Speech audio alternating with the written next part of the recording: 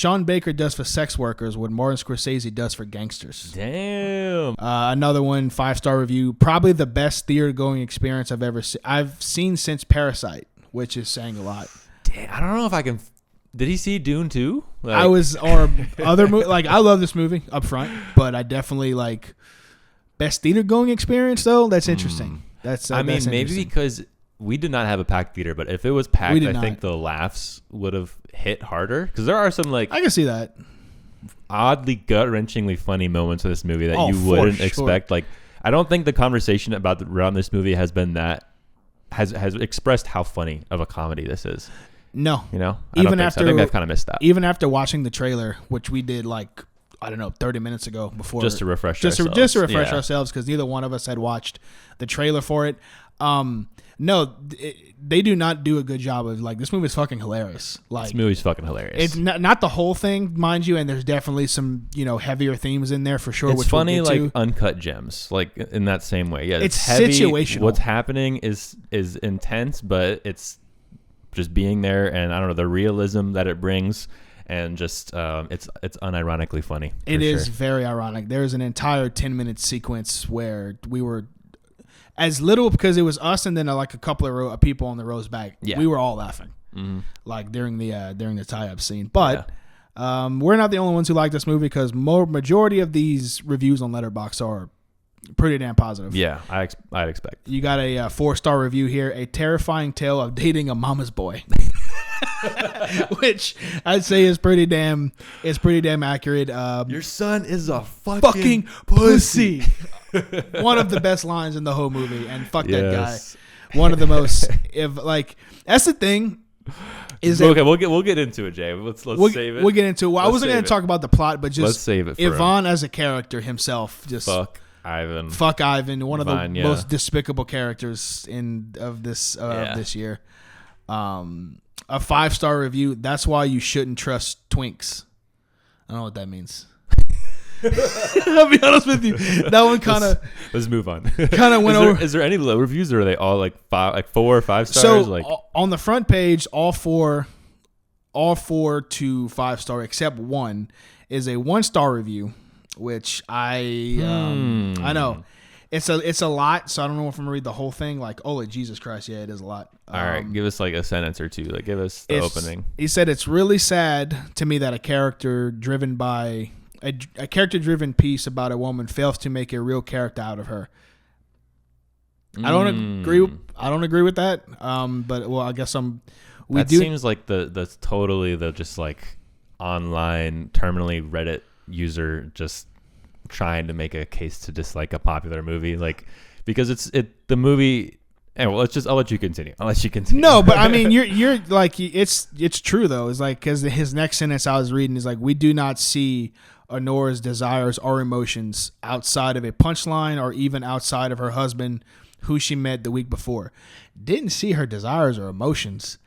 The film didn't explicitly tell you what they were, but I thought she wasn't reserved at all. No, she was up front with everything. I found her desires and wants to be very clear. Yeah, the whole movie, and then we'll get in. Because this is not a spoiler section, so we'll get into it. But the final scene of the movie, how do you watch that and walk away with that take? I mean, I feel like they watched the first 40 minutes. Maybe I don't know. I mean, all film is subjective, but 1 star seems like a lot. It's not a traditional film in any sort of way. It's very much again like Uncut Gems. If you've seen that, if you haven't seen it, it's a very chaotic movie that all takes place within a condensed amount of time. And there's not enough really room for character development inside of the plot that does in fact entertain and carry you through a emotional experience. And I thought, we thought because the plot is literally just being in this specific event with these characters. Yeah, moving throughout one day's worth of time. Right, that there is no time skip or anything or anything for actual to develop. After the first 30 minutes, right? Yeah, so. Yeah, I don't know. I feel like that review's a little off, but hey, you know what? If he didn't enjoy it, sorry for him, because I thought it was wildly entertaining. Same. Great time with it. I thought it was a great movie. I really, really did. Yeah. I'm glad it lived up. I'm excited to get into it.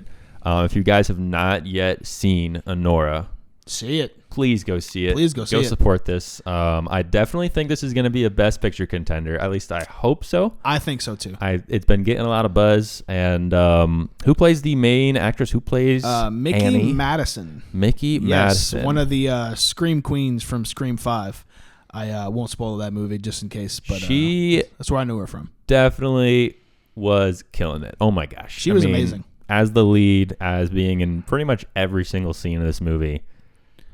And she has to be, because she's in, I think, every single scene in this movie. She, the film is her name, right? It is her namesake film. She is this movie, and oh my gosh, she's incredible. I don't know if she'll win, but I really hope she gets a nod. I think she's gonna get a nod. I definitely appreciated her. It's a very angry movie. A very. I was about to say it's a tough role to try to balance, because she has to be have this angry, energy the entire time while still being likable, right, and while still giving you enough for you to latch onto and root for her. And I thought she played it all so well. Very complex down to the last scene. Definitely. Again, disagree with that Letterboxd review. That's crazy. No, I can't. I can't. I don't know if we watched the same movie as that guy or that girl, but Sean Baker, also very, very up and coming director here. Who's I know he's done the Florida Project, which I have not seen myself, but I hear is great. Honestly, I feel like maybe that was an ignorant comment. This guy's been around for a little while. He's done some great movies. I really appreciated the Florida Project, which was one of his more recent films, and I think A24 put that out. I really enjoyed that movie, and it's one of William Dafoe's best lead roles. I was about to say, I think that movie got Dafoe a nom.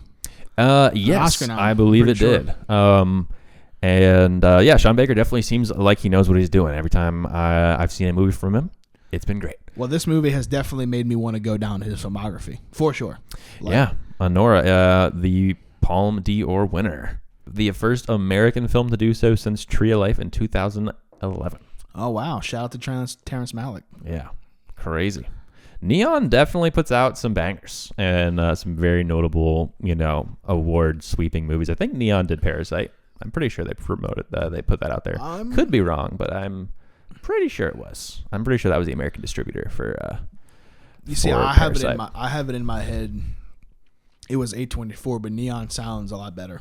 I mean, it could have not even been American at all. I just thought maybe that's the American distributor, but we're getting into grounds we don't need to get into right now. Let's focus on Anora, which might be this year's Parasite. If it comes out of the bag and takes Best Picture, wouldn't even complain.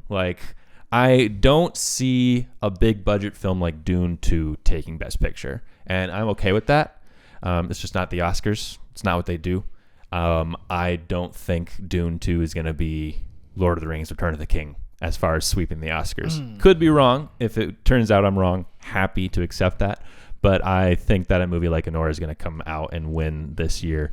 And if Anora happens to be the one, I'd be honestly okay with it, because I think under Dune 2, this might be my favorite movie of the year. Damn, really? That strong? That high? Yeah, I loved it, man. It definitely felt like a Scorsese movie. I think what the review you read earlier was spot on. Oh, yeah. I also am a huge fan of Uncut Gems. I think that's the third or fourth time I've said the name of that movie this podcast already. And this definitely brought Uncut Gems energy, but it was honestly more consumable. I'll probably watch this movie more than I watched Uncut Gems. I would say so. Just because with the characters, even though there's a lot of chaos that happens in this movie, it's not like Uncut Gems where you're just what the fuck are you doing? Yeah. From scene to scene, and it's so hard to watch Adam Sandler's character operate, and it's not that way in Anora. So. Right, because you got in that hand, it's a gambling addict, wonderfully played by Sandler. Yes. Just putting his life on the line to risk it for the motherfucking biscuit, just because he can't not do it, Of course. Love that. In this movie, she has very little control over the situation. Very, very, very little. And it's not like she's out there really risking much. But, I mean, at the end of the day, this movie's presented in one way, but when you really step back and think, I feel like you think about what's actually happening in the plot, she was risking. She was putting some stuff out the line. I feel like she could have easily walked away from that situation if she felt like she was unsafe. But she was like, I'm here because I want to win this motherfucker. I want this fucking war, this life. Like, I fought for this life. I'm not letting it go. I'm not going back to being, a stripper. Yeah. The theme of this movie is very much, without getting into spoiler territory. Again, guys, we are going to dive into a much deeper review here and walk through the movie. But for those who haven't seen it, this is definitely like a Cinderella for a day theme. I think that's kind of like the idea, the general theme behind this movie. And it's so good, man. I'm really excited to dive into this. It is really good. But before I don't want to get into a whole Oscar thing, but I still think I don't like the way that Oscars feel that way.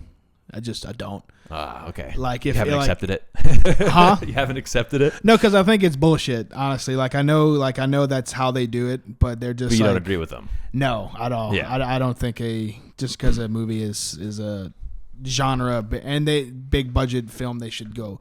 No, like the best movie is the best movie, but. Well, I don't think that's necessarily true as far as budget goes, because Oppenheimer had a huge fucking budget in that one. I just think that there's a difference. I don't know why there's a difference. I say so maybe not big budget movie. Then that's why I said genre. I think if I did genre, you said genre. Yeah. So like genre film. Okay. Like Oppenheimer was big budget. It was like $100 million, I think, or something like that. But it wasn't a genre film. It was a period piece. You're right. You're right.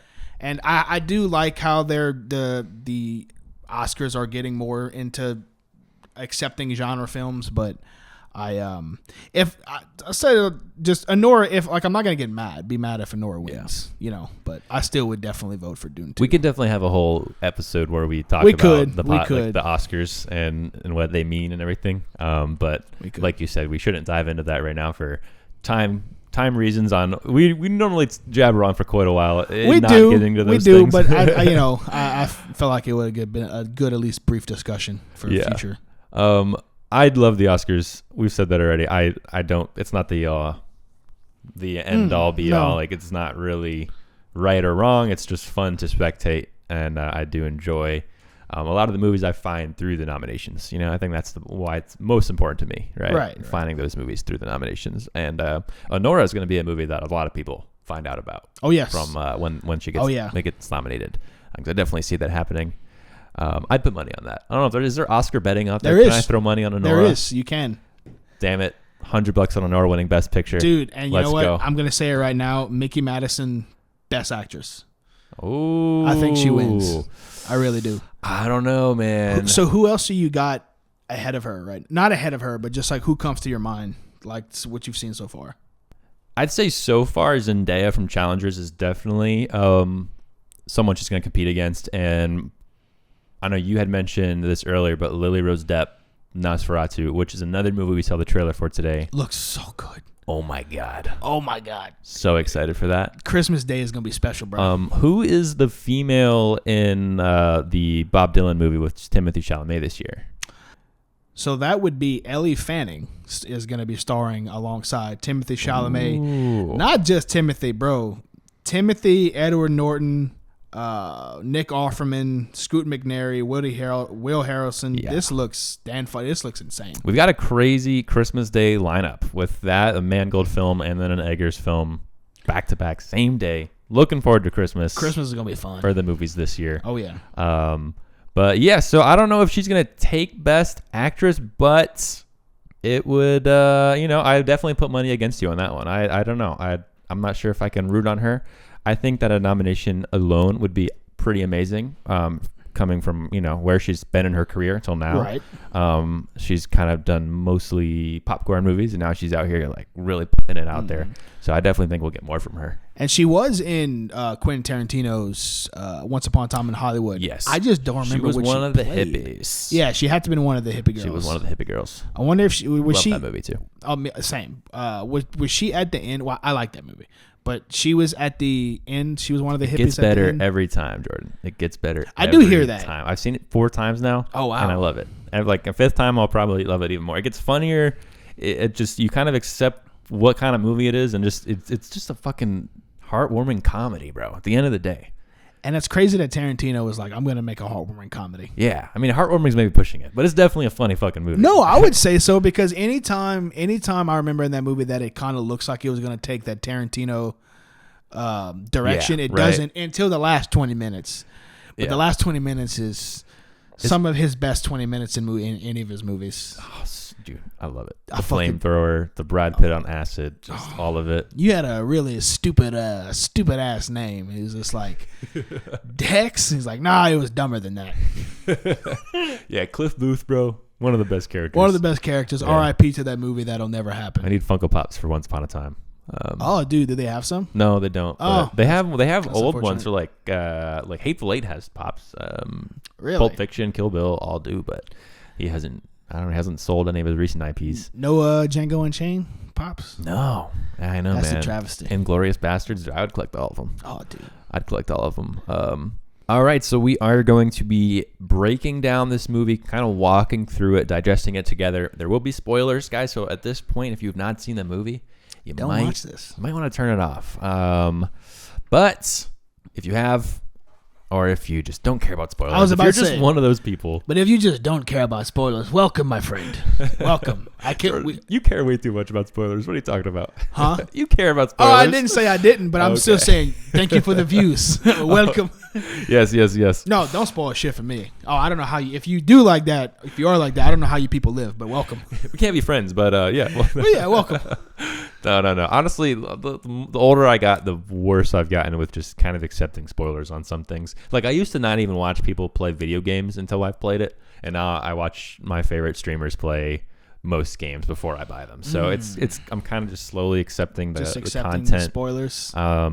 But for movies, though, no, because movies are really short experiences. You know, I feel like seeing a couple hours of a game is different than a 2-hour movie, right? I always say, or a TV show season that you're like invested in, for any kind of way. Yeah. No, for sure. But then there's also, you know, like if it's something I'm not sold on, I'll listen to like if it's for, you know, like the Marvel movie of the week, I'll listen to a spoiler because I know I'm not going to see it, you know. In those times, yeah. But this is a movie that should be seen by just about everybody. I feel like the audience for this movie is everyone. I honestly, and I would say if you want to see this movie and haven't seen the trailer for it, my recommendation, and don't watch the trailer. Don't watch the trailer. No. Don't watch the trailer because I think it doesn't show you a lot, but it's so misleading. It's kind of false advertising. Very much false advertising. I don't think if you watch the trailer and we're like, oh, I really want to watch that movie, and then you got this, you might be a little frustrated. Now, while I say this movie is for everyone, I don't think it's going to be everyone's favorite movie. Like, I still want to watch it with Caitlin, mainly because I want to watch it again. I don't think she's going to love it. And just same with Uncut Gems. Like, it's a stressful movie. It's very, very It can be really stressful. If you don't buy into the comedy, it can be really stressful. But I want this movie to be supported, so I want everyone to go see it. You should. For sure. Everyone should go see it. We open the movie with none other than... tits and ass, baby. Tits. Just a line of tits and ass. And I was just like, all right. And the funny thing is I had some Reese's Pieces and I haven't opened it yet. So like when the movie was starting, I was like, oh, I can open my candy now. And then just like ass, we're in the movie. And I'm just like, I don't know if it's awkward now to like finish eating my candy. I think it's okay. I ended up some strip clubs have buffets, so. That's true. Yeah. You know. And, I've never... not been to one, but you know, I ended up eating the candy. So but yeah, we are at the club, babe. We are at headquarters, which is HQ. Where our main girl, and by the way, don't call her Anora. She goes by Annie. She goes by motherfucking Annie, and she seems like she's good at her job. You know, she's making some money. She's having a good night, and then her boss asks her for a favor, which seems like something she doesn't want to do, right? Immediately, get the fuck out of here. She goes and does it because these are some Russian dudes. She speaks Russian. She's Russian. If you didn't know that about her, she's Russian. Pretty cool. Meets up with this guy. His name is Vanya. At least that's what his Russian name is, I believe. They kind of instantly connect on the fact that they both speak Russian. She speaks bad Russian. He speaks poor English. Let's toast to our bad accents. Right. Yeah. And it was cute. It was very cute. They're having a good time. You know, he definitely seemed like a carefree, don't give a fuck, bro. And at the end of the day, That's all he was. That's all he fucking was. That's all this motherfucker was. And I thought he was more than that. It's gonna be hard for us to not spoil this because we fucking hate this guy. Fucking hate this guy, bro. Like, I really do. Like, I am so team fuck this guy. This is the spoiler part of the review, so we can say it now. But fuck Anya, bro, motherfucker. Rewatching it is gonna be like, you're gonna hate him the whole time. Like, that's gonna be. I promise you, that's gonna be a different. But as much of an asshole as he is now, it's not like he was an asshole because he did anything. There's no like predatory type shit going on. No, I don't want to make it seem like that for people who are just listening to this and haven't seen it. But he's an asshole because he doesn't care. But it is Anya who's selling him the product. Right, it's her. Like, she's good at what she does. He wants more of it. You know, it's an honest business transaction in this sort of, you know, it's the sex worker world, which is immediately the kind of world it wants us to understand. Like, this is where she comes from. This is her life. So he, you know, connects with her outside of the club, right? She goes over, they start having, you know, sex on the side. He's paying her, and this motherfucker is crazy rich, like Elon Musk, billionaire. It made me so sad about my life. Honestly, fuck that. I mean, this dude does not have a good life. He's got a life, but this dude seems like he's going through some shit. But he's got a big fucking mansion, and it seems like they throw some fun parties. I actually thought it was kind of a funny scene when she's trying to figure out what he does, and he's like, "I'm a big drug dealer." I believe him too. And he's like, "No, haha. No, I sell guns." And I'm like doing an actual like deep Russian accent, but this dude's like a really wimpy, like young 21-year-old Russian. And he sounds whiny too. And his Russian is very whiny. I can't even pretend to do the whiny. But it's not. This is not how he sounds. It's just cool Russian guy. Vanya's very much like this Russian guy like this. You know, he likes sexy strippers. We go make it the sex. Well, that was Borat. We go make it the six. That was Borat. This is my cousin. It's nice. Oh. But yeah, they kind of form a cute little relationship. You know, I was digging it, man. Yeah, I mean, at the heart of it, it's money. But, and this is I guess the first theme of this movie we can kind of dive into. This is a pro sex worker movie. I think, like, I don't think it demonizes sex work personally. I think that it plays into the emotional aspect and how challenging it can be, but I don't think it ever makes it seem like this is some evil thing to do or anything. And no, it's not preaching at all. I don't think. I don't think so either. And I like that, and I think that this is an important thing to say because this is the time we live in, and with OnlyFans being as popular as it is, and just about everybody knows what that is. I think we're at a time where like sex work is becoming more and more just part of reality. Just it is with OnlyFans, right? I think that's why this sort of movie works so much right now. I don't think this movie would have worked 6-7 years ago, honestly. Maybe even farther than that. Maybe like 10 years ago. I don't think this movie would have worked. I just think that, you know, this movie works really well right now because of the time we live in. Yeah, I don't know how to mention that. I just feel like that was kind of that was a good point. That's a good point, and I think so. I agree with everything you just said, but and at the same time, I still think the movie was clear that she wanted to get out of that life. Yeah, I mean, but like, it's not like no, it's not like, oh, I have to go back to that life. I genuinely think that she, and we'll get more into it, that she just, it got so hard for her because I don't think this was the first time that this is not. I think this is the first time that she got like probably had to get an annulment and stuff with, and we'll get into all that with the Russian mob.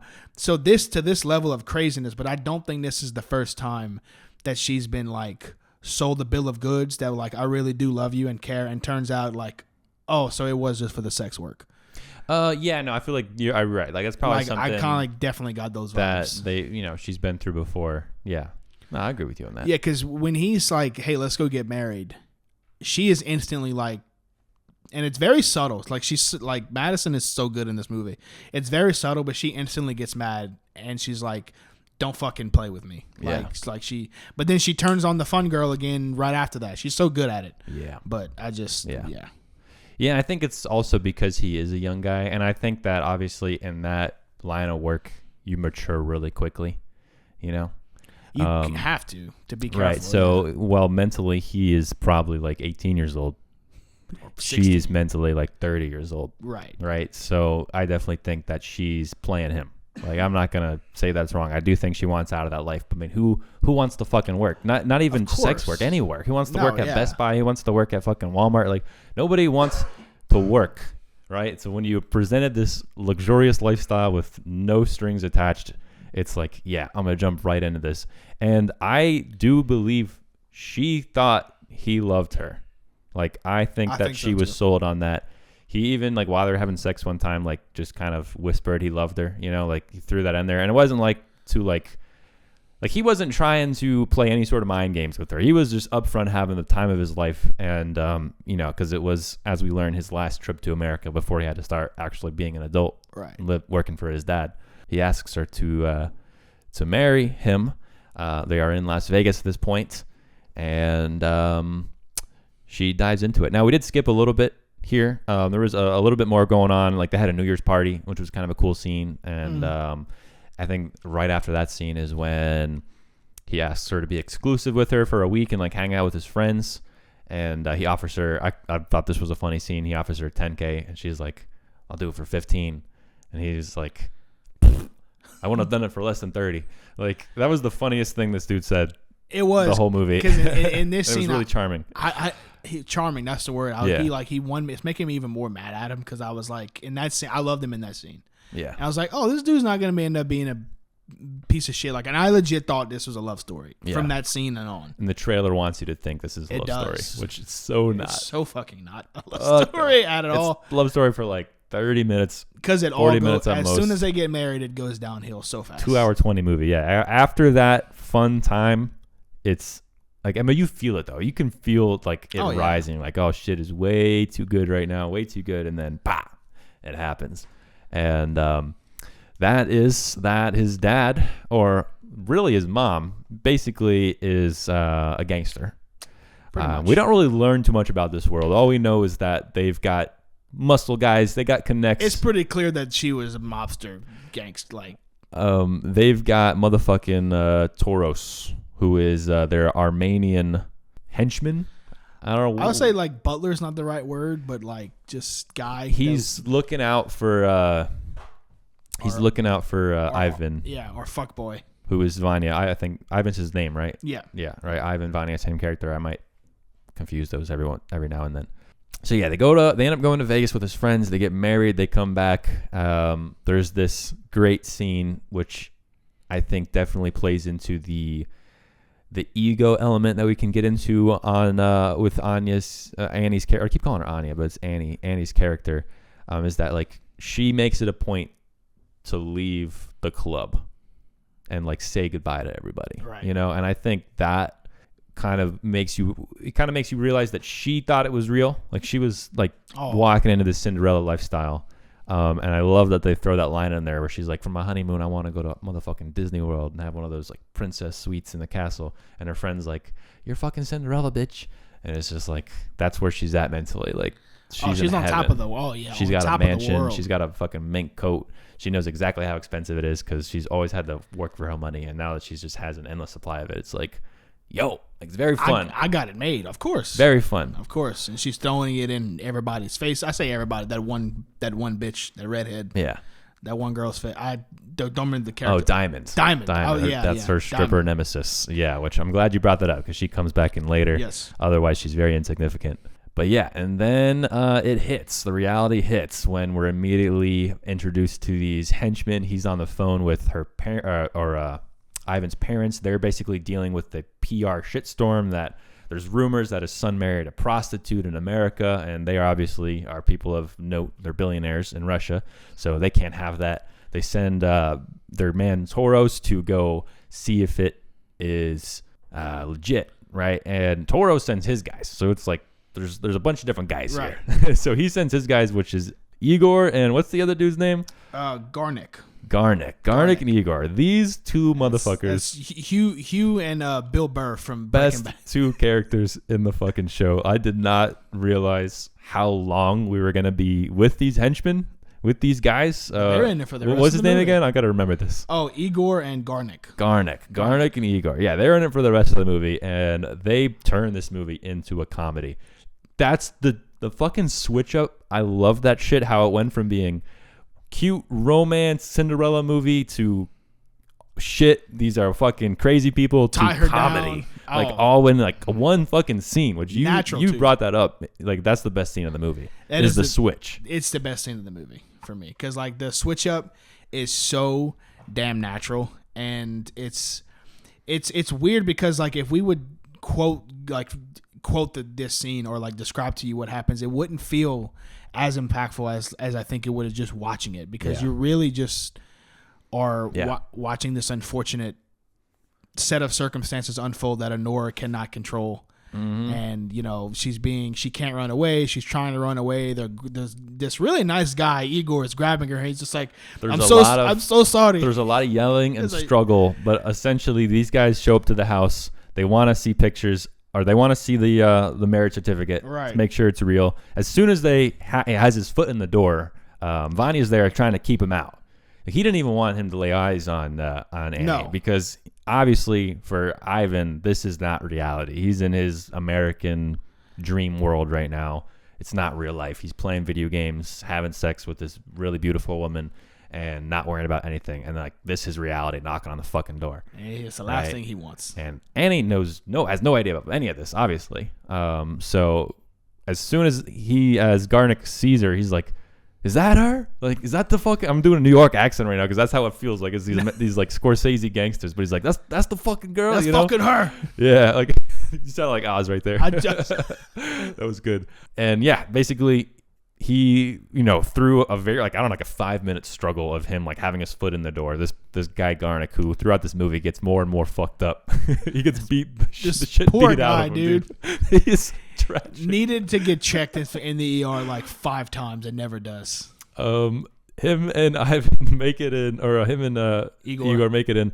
Ivan immediately jets the fuck out of there. Oh yeah, just gone. He grabs his nearest hoodie and is like, he's like deuces. And he's like, I need to get dressed. And he's like, all right, bye. And he just fucking runs, bro. Fuck that dude. Oh my God. But it's survival for him, like. Oh yeah, because he doesn't want to go back to Russia. And he doesn't really, I think that he loved her in it was fun sort of way, but it wasn't. He wasn't risking anything for her. It was on site. I'm gone. Don't want to see my parents. Because he heard the news that his parents were gonna come to America and see this shit taken care of. And he's clearly terrified of his parents.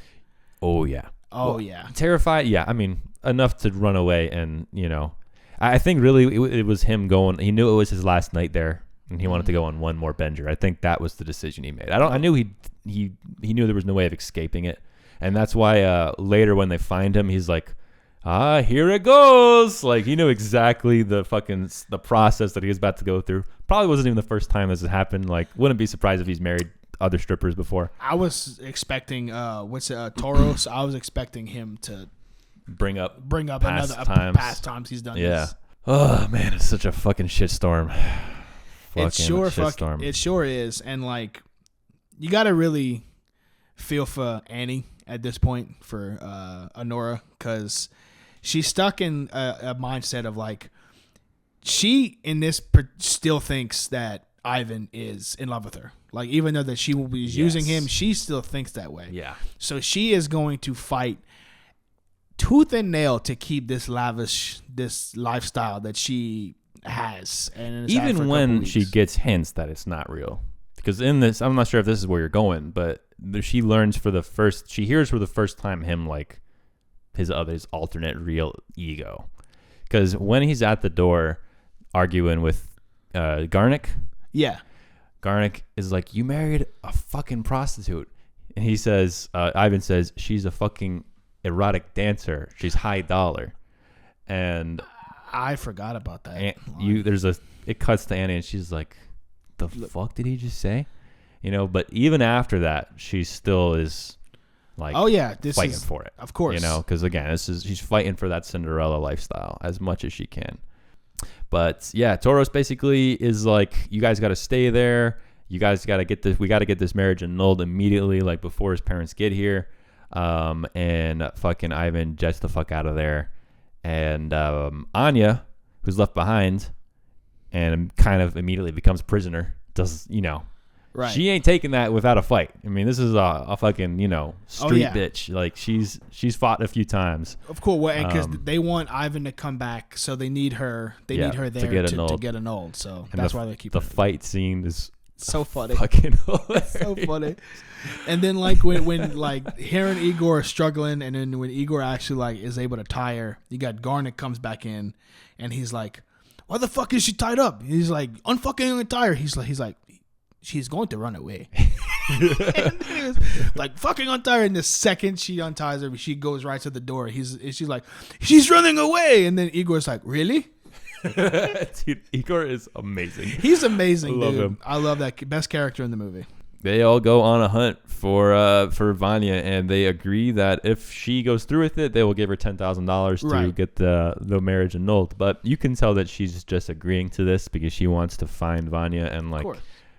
She wants him to defend their relationship still, right? It's kind of a pipe dream, but she's smoking that pipe dream. She's been living the pipe dream. And not just for, I don't think not just for to keep her lavish, that too, but I think to confirm that what he felt for her is real and not just for her being an exotic dancer. I think she really wanted to confirm that. I think she was in disbelief that it wasn't real. Like, even though she heard him say that, she was still in disbelief. She was like, not this time. Like, he really does feel this way.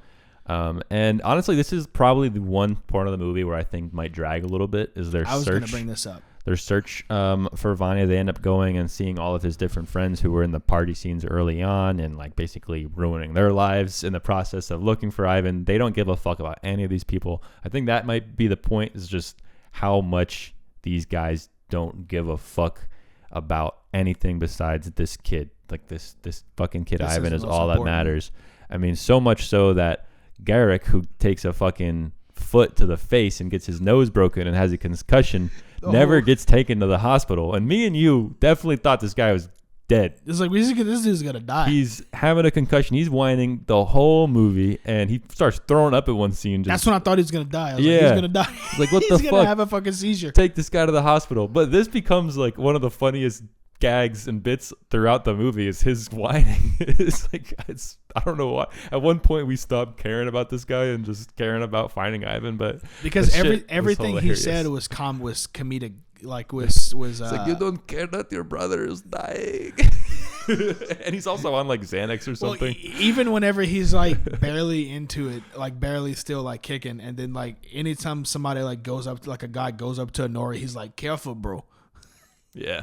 Like, it's just, I don't know, it's just funny. And Igor, who's like for sure the muscle man, like, right. Like he is the muscle guy. He seems oddly nice. Like it's almost like, is he a creep? Like in the beginning, I was like, is he trying to hit on Annie? Because he's like oddly nice to her, but it turns out he's just a really sweet dude. And he stands up for Anya. He's the only person to stand up for Anya throughout the entire movie.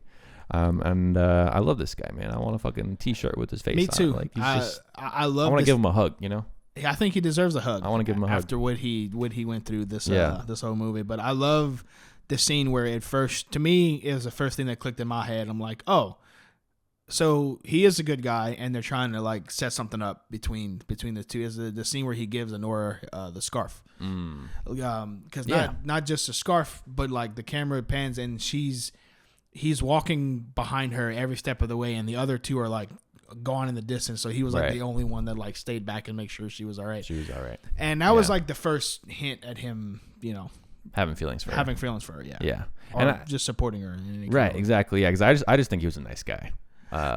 He wanted to just do right by her. Yeah. Yeah. There's an odd connection there, and it's really sweet because it's the one positive thing we got to bank on throughout this movie. Correct. It's the dynamic. I don't even want to say relationship because this dives into the last scene, which I kind of want to save, but I feel like the last scene is really complex and there's a lot to be said about very layered, this exact conversation here.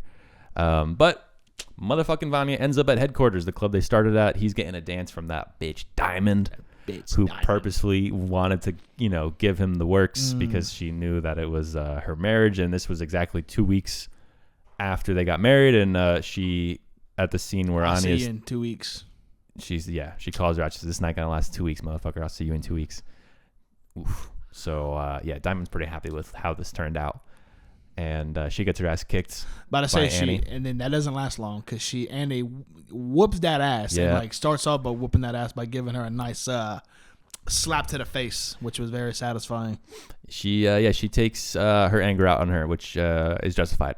And, they end up at the courthouse. Vanya's drunk as fuck. He's not saying a word to Annie. She is at this point very stressed out, but she's holding on.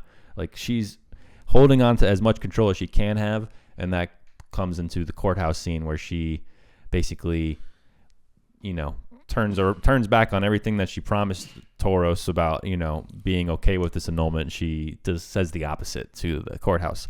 It doesn't end up fucking matter because little Toros know they got married in Las Vegas and not New York, and to get it annulled, they have to be in Las Vegas.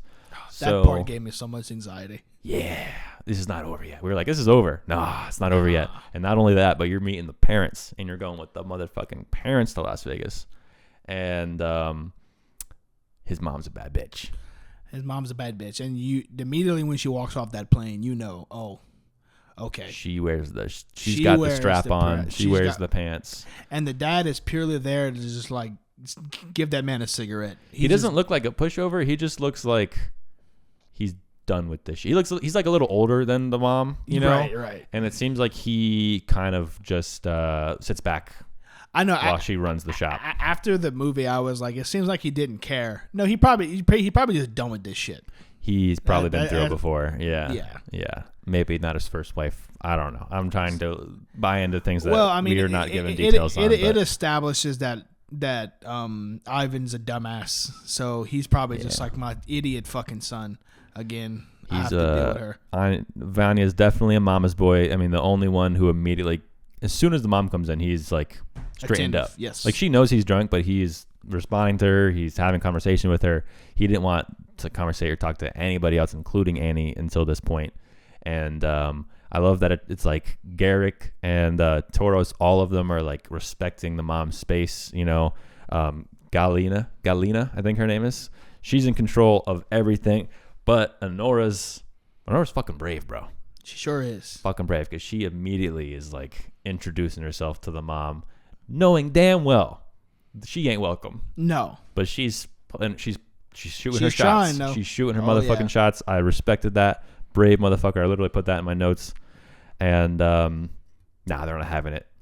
She even threatens to get a lawyer and sue. And Galina, again, been through this before. She said, "Oh, really?" She gives her the fucking Tony Soprano Oz-Cause fucking combo right there. Oh, definitely. I'm going to destroy you and your family and everyone that you love. Well, I was thinking of Al Pacino in I was thinking of Michael in The Godfather Part 2 at the beginning, where he's just like, "My offer is nothing." Yeah. It was just, that's what I was thinking in my head. I was like, "You tried it, Nora. I can't blame you for trying. Yeah. I would have too." But and then we get the truth out of fucking Vanya. We get the truth. And I even wrote down this line because it sums up who he is, sums up his whole goal, this movie. And he's just thanked her for making his last trip to America so much fun. And he meant it. I feel like he did. He meant it. And you could tell that at this point he knows he's surrendered control himself. And his whole life he's probably had to surrender control. He fights for every little bit that he gets. I'm not trying to sympathize with him at all. I'm just saying that's where he's coming from. And I fucking love the way Annie responds to him, bro, with the fucking sass. Oh, you had, what she says exactly? Oh, you had fun, bitch? Yeah, but the way she says it, she's like, oh, so you had fun? Like, I don't know. She just says it. She says it in that same voice that she used to, like, seduce him, at the start of the movie. But as a backslap. I know what you're talking about. But as a backstab. But it's almost like she's stabbing herself too, because like she put herself here, and yeah, it's a fuck situation. It's a great scene. They get on the plane, they go to Vegas, and they get that shit annulled. And I love that scene too. Man, so many good scenes, so many good moments. Like, this last, honestly, the beginning 45 and the last 30 are just like so powerful. It's truly just the middle part where it's not even bad, because the middle. It's not bad. The middle's the funniest part. Right. It strings us through that search for Vanya with the comedy, Right. And that worked really well. I mean, we both really were into that. But yeah, this last 30 minutes, our boy Igor, Fucking hunchback. I'm gonna say Igor, but we might be wrong. I'm gonna say Igor. I think it is Igor, but I think it might be with an E instead of an O, but I'm not sure. He steps up out of his place as a muscle guy, and during the annulment, God, I just fucking love this guy. He just said what had to be said. No one else was gonna say it. It's like the way he said it with so much politeness was just like, damn. I think you need to apologize, I think he owes Annie an apology. Yeah. Yeah, he says, I think it would be appropriate for Ivan to apologize. Yeah, even the way he acts is so gentlemanlike. Yeah. And his mom, no respect. My son ain't fucking apologizing for nothing. Mm-mm. And then we get the most quotable line of the movie. Your son is a fucking pussy. And it cuts to Igor's face and he's big smiling. Yeah. Like he doesn't say anything, but he's smiling from ear to ear. And I enjoyed that quite a bit. Yeah. And I mean, basically, we're kind of at the end here. They Toros basically says you have one more night to stay in the mansion. She flies back with Igor, and then they end up kind of just hanging out, which made sense. It wasn't even weird at this point because they did build up this kind of connection throughout the movie. So when they were just chilling, smoking cigarettes, and I think they were even smoking weed together. They was passing a joint. It made sense. It did. No, it wasn't. Oh yeah, it wasn't out of place at all. Because at the beginning of the day yesterday, he had her tied up and was holding her down to a couch, not letting her move. And through this just the worst day of probably both of their lives, I mean, definitely her life. I'm not sure if it's his worst day, but I mean, he definitely felt bad the whole time to build this kind of relationship, hanging out, smoking weed, and he's kind of just talking to her. And honestly, I never felt like he was hitting on her or anything. I just felt like he was being nice. Like he was just trying to help her get out of her head. As we're talking about this, I felt like he was being genuine. Yeah. He was being, and it's, which will lead into the final scene. I think it just terrified her. Yeah. Like he's just a genuine guy. And we also, it gets revealed in this scene where they're smoking and hanging out that it was his birthday. It was his birthday. The terrible day that they both shared together was his birthday. Fucking birthday, yeah. And icing on the cake. She's like, happy fucking birthday. And you could tell she still is like putting off these hate vibes, like sending him like complete negative signals, but he's still there. She's not going anywhere. She's not, she even throws him a blanket. I was thinking, is something happening here? Like, is they hooking up? I just felt like that would have been unrealistic because I don't think she was in the mental space for that at all. And I also think that because she's a sex worker, it's not really something that she's going to want to jump into bed with some random guy. Right. Especially when she's not getting paid for it. Especially when that random guy was, tied you up the previous day. Right. So that's why I was like, this seems like something might happen here, but it just doesn't really make sense to me at this point. And that brings us into the next. Well, actually, I want to real quick say that there's this great little dialogue between them where Igor asks her what her name means. Oh, no, he says that he likes Anora more than Annie because she makes it a point to not call her Anora throughout the movie because they keep calling her that. And he's like, I think Anora is a much better name. And I thought that was so sweet. And then he asks her what it means. She doesn't know. He explains that his name means warrior. And she's like, yeah, well, in English, your name means a fucking dumbass hunchback. Which was a great line. It was another great line. Yeah. And he's like, no, it's a great name. It means warrior. And then he like Googles what her name means because she doesn't know because she's like, oh, American people don't think about that shit, which is pretty true. It's just very true. Very true. And her name means bright. And that was like literally my last note was that Anora means bright. That was like the last thing I wrote because I think that does, ultimately, this is a tragedy for her. This whole movie is a tragedy for Anora. And the last movie is, and fuck that Letterboxd review because the last movie says so much. The last scene says so much about her character, bro. Basically, she's getting dropped off by Igor. He drops her off at her home in what we learn to be his grandmother's car. She got another little like sentimental thing. He like seemed so proud of his grandma's car, and just like, man, this guy, I just want to fucking give this guy a hug. And she does not get out of the car. She climbs on his lap and basically rapes him. Pretty much rapes him. I mean, so like but I take it, did you take it as like, I was like, she thought that that's what he wanted. I think that is what went down. Yeah, I mean, again, I think that there's a lot of different ways to perceive this. Right. But I think that was kind of like she thought that's what he wanted. And I think that is established in the previous scene when she keeps asking him why he didn't rape her, which was a weird start to that conversation. And then got mad at him for saying that he wouldn't rape you. Yeah, she's like, if Garrick wasn't there, you would have raped me. And he's like, no, I am not the rapist. And he's like, why wouldn't you rape me? And he's like, why? Why would they? He's like, the rapist. I'm not the rapist. And he thought it was just funny. Yeah, he was like, what the fuck is she talking about? Like, and I think that, I mean, obviously derived from her line of work. I mean, she's used to, her job is being desired by every guy who sees her. Like, she just assumes that every guy that's what they wants a thing, you know? Right. And then he doesn't, and then she kind of hesitates, and then she starts to go along with it, and it's not until he tries to kiss her. And when he tries to, like, because he, like, touches her face and, like, goes up to kiss her, and then once she does that, she freaks out and slaps him and stuff like that. I'm confused about that, though, because was he trying to kiss her? It looked like he was almost strangling her. Like, I thought for a second he was, because it looked like he was, like, really holding her face. It looked to me like he was going up for a kiss. Okay, yeah, I thought so too. But then it lingers there, and you can see his hands are straining. And I didn't notice. I don't know exactly.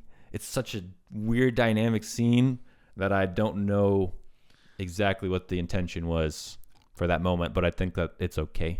Right. It was supposed to. It would, like, that scene. Like, there's a lot of sexy filthy in this movie. That scene was not supposed to be sexy. No, like, even though that is not supposed to be a sexy scene. No, so and like I'm trying to see how to really word it. So I'm not sure if she wanted him or if she just thought this is what he wanted. It could have been either. Honestly. I think kind of both. Like, I think she was. That's what I'm trying to. Like, I think she thought that's what he wanted, and the second she realized, I think this literally the second she realized that he wants to be, like, he's not after me for this. This is not, like, exactly what he wants, and he wants something real. She just doesn't know how to handle it, and just all of the trauma that she's accompanied over the last, like, I would say 38 hours, and even probably past that, like, in her line of work. Yeah. All got dumped on her in 1 second, because that was the most real she had ever felt with someone in this entire runtime, and probably in her personal life forever.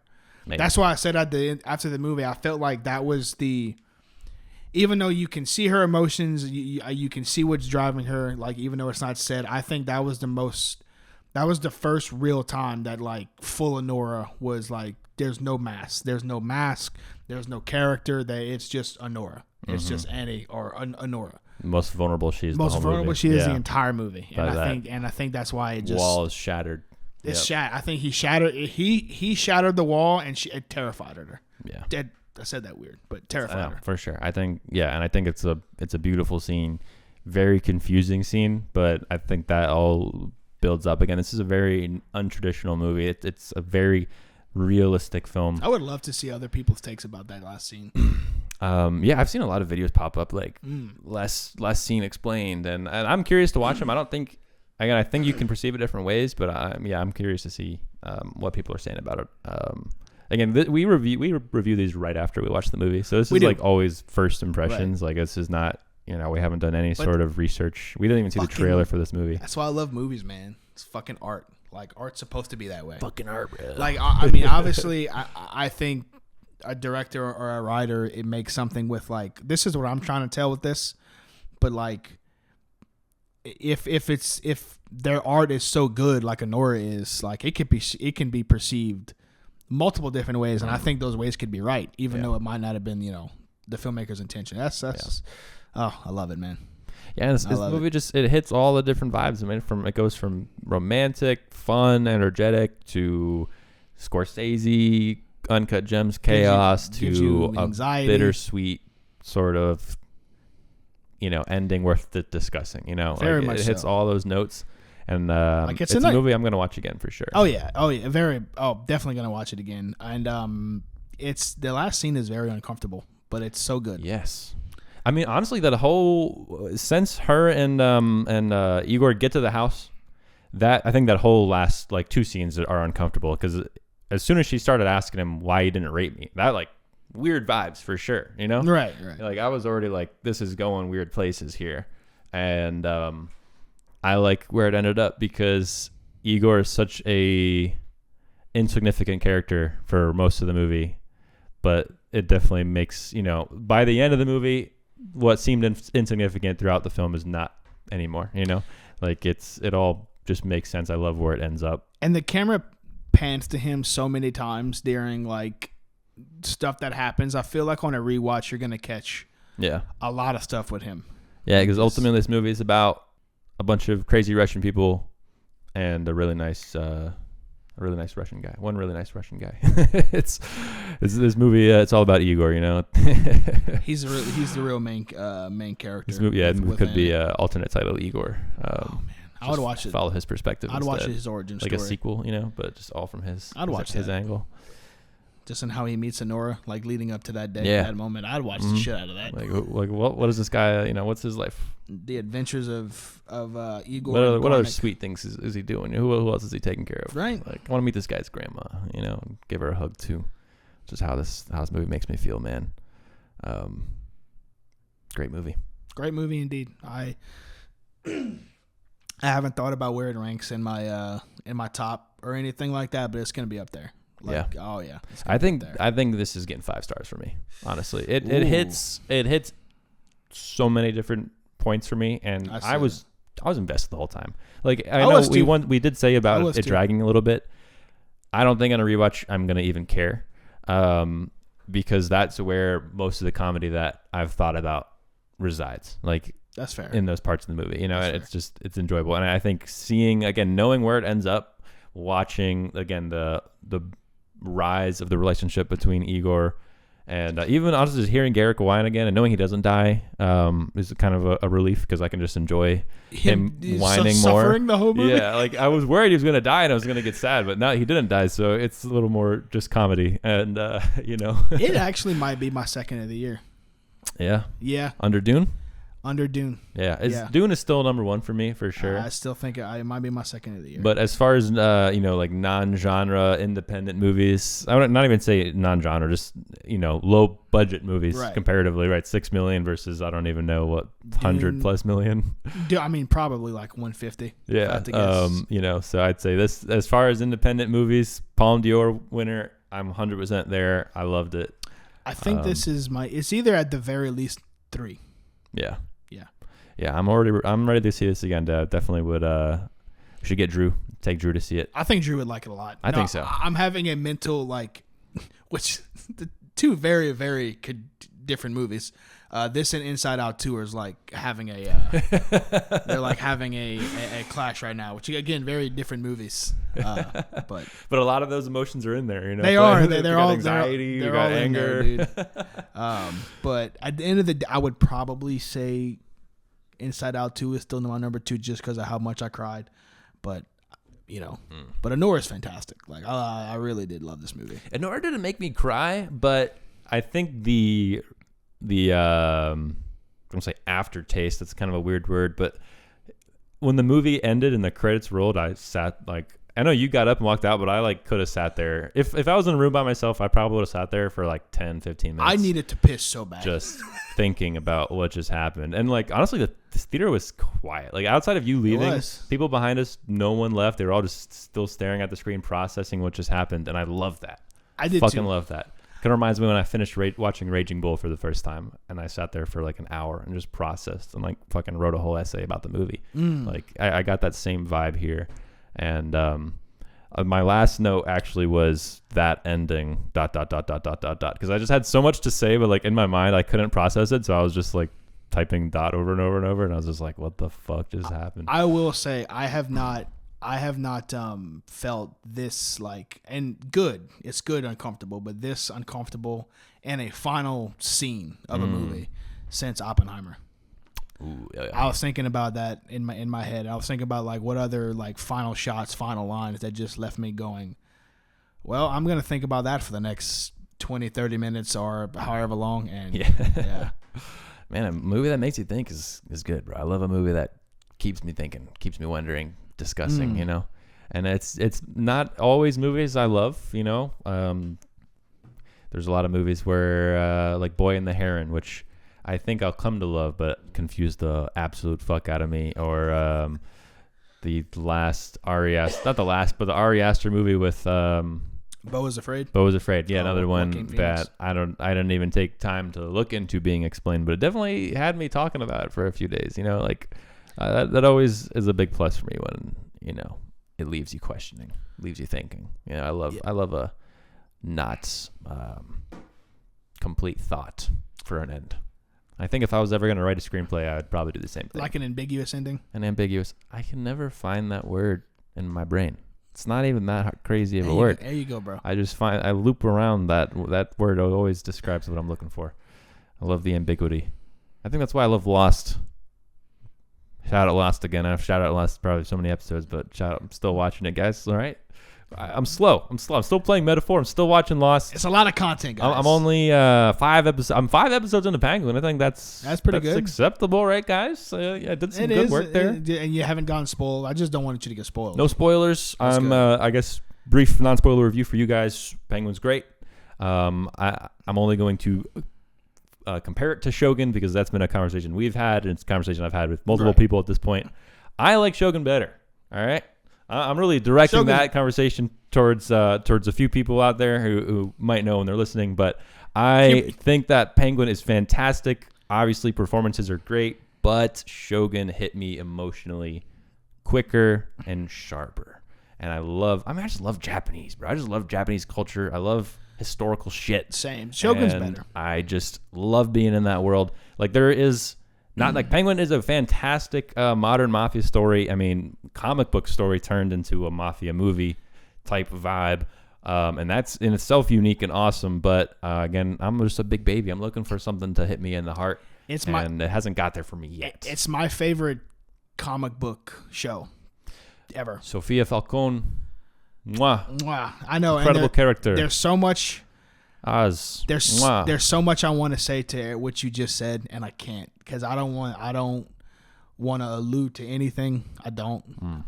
Don't you do it? I'm not gonna. Don't you do it, Jordan? All I'm gonna say is those who have seen the Penguin all the way through.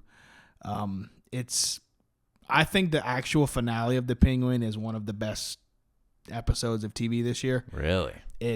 I think it's phenomenal. So much happens. And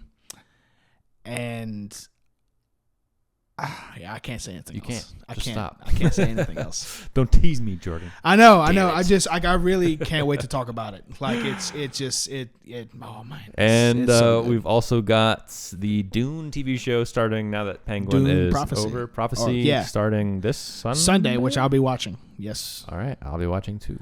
We will be watching. I don't know if it drops the first episode or two because sometimes they drop like 2 at a time. Okay. But I'm going to watch definitely be discussing that every week as well.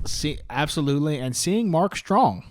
Shout out to Mark Strong. He was Common Falcone in that. And Mark Strong is going to be in Dune Prophecy. Him? That's him. He looks really good as Carmine. Like I don't even realize it with the mustache. It throws you off. It does. No, and the only he replaced John Turturro. John Turturro played him in the Batman.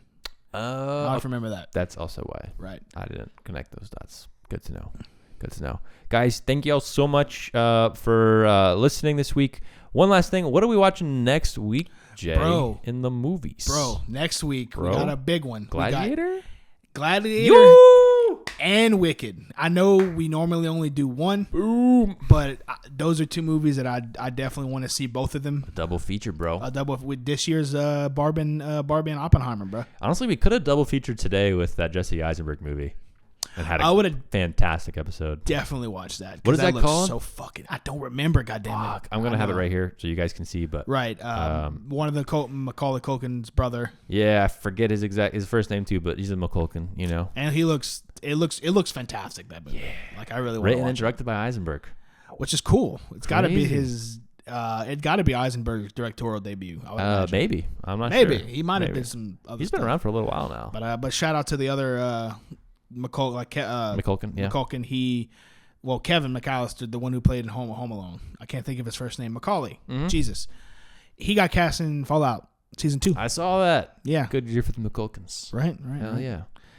Also Succession. I know, I need to watch that show. Macaulay's not in that, huh? Or that's his brother. His brother. Okay. Yeah. Okay. Yeah. Man. And you got to start watching The Wire again. I know. We're going to go down a rabbit hole here if we don't stop. So we really will.